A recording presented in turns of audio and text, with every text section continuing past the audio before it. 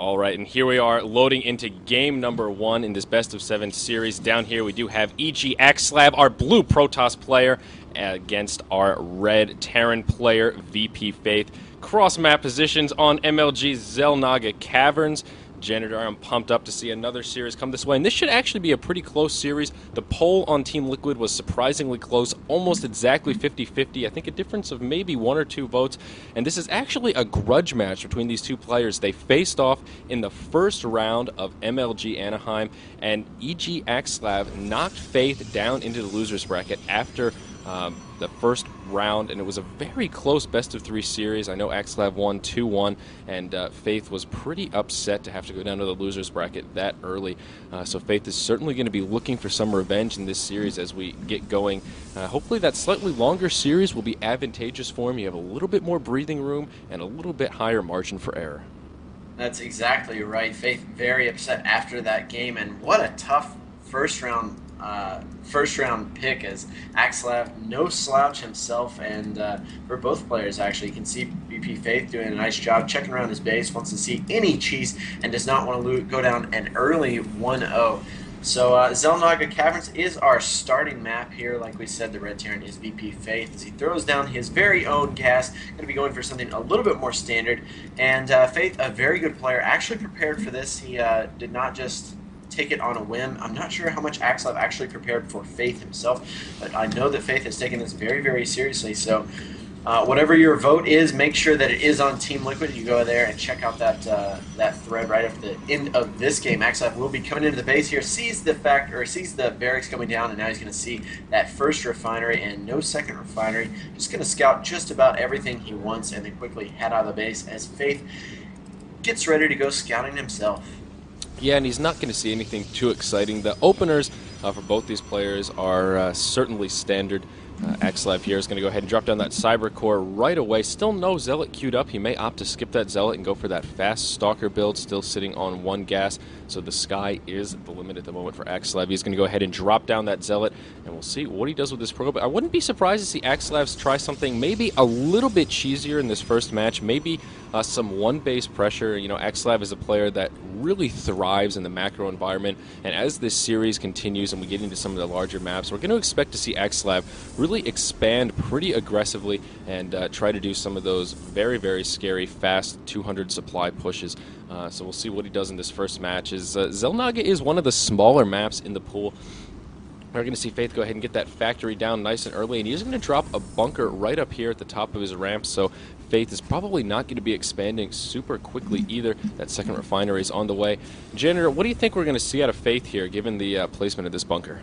Well, we can see one of 2 things. You can see he's throwing down his reactor, but that second refinery came about the time that you would want if you were going to go for Banshees, but you can see that Faith did throw down that reactor, so it's actually going to slow down his starport just a little bit. He's going to have enough just now to throw down that starport if he wants. There it goes down. So we can see actually a multitude of things. A scary 1-base push actually comes from this. You can actually build those Ravens and move out with a pretty scary army, and if this Protoss doesn't scout it correctly or doesn't know what's going on, it's actually very, very hard to deal with. You can see Axslav does get shot by that bunker and quickly retreats with his Stalker and Zealot behind. You can see that the Tech Lab is getting added onto the factory, and that will almost certainly be given to the starport. This is a pretty common TVP strategy. This 1-base is very, very difficult to hold in. As you can see, Axslav is just now expanding, and the question is, how will Axslav end up reacting to this? He didn't throw down his second assimilator very early, so he is going to have a nice high Stalker count, which is very nice for him, and Faith is going to be very happy to see that expansion is down.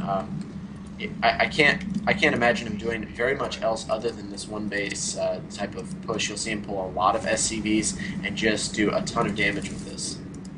Yeah, exactly right. The Banshee's on the way out now. It looks like he is not going to opt for Cloak. It hasn't started yet, although he just has enough gas right now. Minerals actually getting slightly high for Faith right now, and there it is. He's going to go ahead and drop down that command center nice and early as well. Axslav, though, as you mentioned, has a nice Stalker count, and will be able to deal with this Banshee play somewhat easily. He is going to opt for a 1-gate expand straight into Robo Facility, so he has the timings worked out in case Cloak Banshee would have been the choice from Faith. He would have that Observer out just in enough time to deal with it very, very easily. So a nice little timing from Axslav there. Luckily for him, he won't have to deal with it. Now he is just going to opt for the super fast Colossus play. We see the Robo Bay already on the field.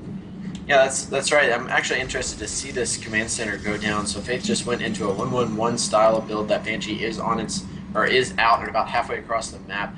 That Axslav has been making those probes. I would like to see the Nexus a little bit lower on energy in his main. He has thrown down a couple more gateways, and he's going to come up here and scout this, see those 2 bunkers, and feel relatively safe, as he's got to assume that an expansion will be coming down, but he really doesn't know too much about his opponent. He did just get a decent scout of the unit composition there, saw some Hellions and Marines, and he's got to be thinking, where's that gas going? You'll see him probably pull back some Stalkers, get ready for some sort of Banshee play. As you can see, he does have a couple of Stalkers back at his base.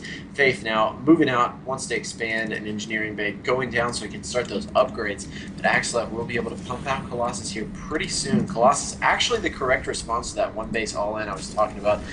Pretty hard. If you can rush to Colossus, basically shuts down that push completely.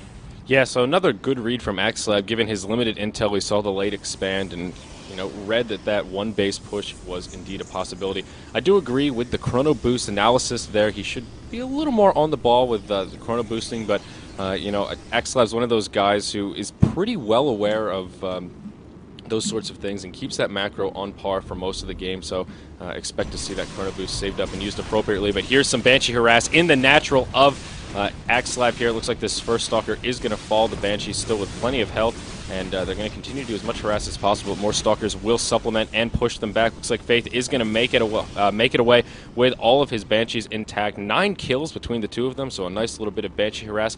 8 of those kills were workers, so now we do see Faith with a actually still slightly behind in workers, about 6 behind, but lowering down that difference quite a bit, as Axslav here is doing a great job producing these workers, chrono boosting those nexuses, and he's really boosting that economy early on. He gets a free observer kill there. Nice job by Faith. Actually, not necessarily free. That Raven did come out, but those 2 Banshees certainly did do some work there. Like you said, nine kills between them, and well worth it. That chrono boost, though, has made up for it. Axslav has been chrono boosting out those probes and has made quite a few as he throws down his very own forge. Will start upgrading relatively quick, but this is a pretty decent army for Axslav right now. The Terran does have an interesting unit composition. You can see he's getting just a little bit of everything, but this push could be very, very scary. Thermal Lance is only 30 seconds from being completed, and this push could do quite a bit of damage. There is no proxy pylon, so he's not going to be able to supplement very easily. He's just going to walk this Colossus up here and try and do some damage to the production facilities, but a couple of Vikings are out and going to force the retreat from Axslav. Yeah, nice control from Axslav here, pulling that Colossus back and getting the Stalkers there just in enough time to scare away those Vikings. Colossus not even losing a pinch of real health. But a nice response from Faith in a perfect position, had those Vikings out in perfect time to deal with that little tiny Colossus push. We are going to see in the main base of Axslav, he will be dropping down that Twilight Council, so he is going to go ahead and work those upgrades pretty aggressively, pretty much what we would expect from Axslav, as we've seen some interesting play from him in the past as far as going for a lot of fast upgrades, so expect to see a lot of chrono boost come down on that forge, and expect to see a second forge come down before too long. I'll be curious to see exactly what he does with this Twilight Council, if he opts to go charge lots very quickly, or if he just moves straight into Blink Stalkers to try and deal with this air. Either would be a great choice in this situation. Yeah, interestingly, Faith only made 1 tank right now. It doesn't have siege mode, just 1 single tank. So his unit composition is that a little bit of everything that can be sometimes scary, but if you're not careful with your unit control, can just be terrible. Actually, sometimes you can just get rolled over quite easily. Axslav is gearing up to take his 3rd. And Faith right now hasn't thrown down another command center, but he has just been teching up. He's gotten just about every unit that he can. Marines, Marauders, Vikings, Banshees, Ravens, and Tanks, and Hellions all out on the field. The +1 attack for the infantry is finished. And you can see he is moving out to scout here. He's going to get a little bit of look at those Stalkers that aren't going to be getting blink, as that Twilight Council, or excuse me, the Templar Archives did get thrown down by Axslav, and Axslav is going to be moving out. Has a decently high Stalker count, or a decently high Zealot count, but here's the push from Faith. Faith is going to be able to do some significant damage with this. It's actually kind of scary. Axslav's 3rd base is not quite up yet, and this force is looking pretty deadly. Yeah, this is going to be very scary indeed. Charge still is not complete. 40 seconds away. We do see an Archon is on the field, but a huge engage right here. Those Vikings are doing a huge amount of damage. There just aren't enough Stalkers to deal with that many Vikings. All of the Colossi have fallen, and it looks like Faith is going to steamroll his way through these forces. Only Stalkers and Sentries left, that one Archon just about to fall, and now we see that huge gap in supply, about a 30 supply difference now. Axslav desperately trying to warp in a few more units, charge just about to complete, but it is looking very, very grim. A lot of these probes farm mining, many of them are going to get cut off. Faith with a beautiful stem right there, getting quite a few worker kills. He is going to be able to move down to the newest Nexus of Axslav, and that will all but certainly fall. Interesting choice from Axslav not to go ahead and cancel that when he saw all of these units headed that way. Yeah, and Axslav now is just trying to hold back, warp in as many rounds of units as he can, and then continue to win. You can see the Archon is on its way, but look at all these reinforcements coming in from Faith. He does have a Viking. A couple of point defense drones made a huge difference in that last fight. Those Stalkers were basically useless. Those Sentries did not get the money force fields that they needed. And if you take a look at the unit counting station right now, Axslav way behind on probes, and that is going to be quite painful. The Ghost Academy is on its way down, but now the third base is going to be coming for Faith.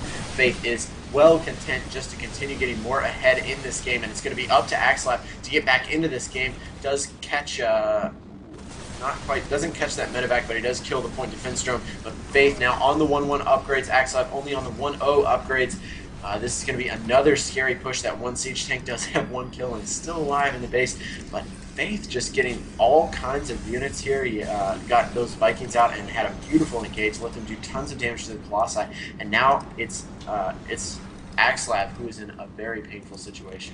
Yeah, Axslav really far behind here. He's just trying to scrape enough money together to get an army value that looks somewhat intimidating, but right now he just doesn't have the anti-air. He's producing Colossi, but he can't deal with these Vikings. Here's the engage. That first Colossus just about to fall. Once again, a bad spot for Axslav to engage. The force field's very ineffective here. All the Colossi do fall. The Vikings do land. Axslav actually doing a pretty good job here trying to clean this up with his limited forces, but he just doesn't have enough. Now we see that supply difference about 60 to 130, and we're going to see a GG from Axslav pretty quickly. Here a few more units do come in, but all this infantry is just going to move in and take out this natural. He will drop that one photon cannon very, very quickly. These last few units from Axslav are destined to fall, and then this natural will be under heavy fire. Unfortunately for Axslav, it looks like it may be a pretty quick first match. That's exactly right. Pulling some probes now, not going to be enough. As you can see, Faith just continuing to stem up, do tons of damage. There goes down the one Archon that was remaining. A couple of charge sets will be able to push this off. I believe he's just going to keep warping in units. There were a couple of High Templars that did get morphed in. There they are, morphing into Archons now. Wow, only 5 units left for Faith, but look at the reinforcing army. This game is basically over. Axslav is in a world of hurt. Those Archons are not going to be enough to save him. Luckily, though, for Axslav, he does scout the 4th base, so he does know that that's up, and he's going to start attacking that SCV. Maybe that won't finish, but this is a very, very unfortunate time right now for Axslav. He is on the 2-0 upgrade, so actually did get another upgrade in there, but the 1-1 from Faith is going to be enough to stop that, and a ton of medevacs out right now. Faith just transitioning into that more standard bio ball. He is going to be adding on those coasts. You can see the Mobius reactor is on its way as well, and there's the GG from Axslav. So he dropped behind one game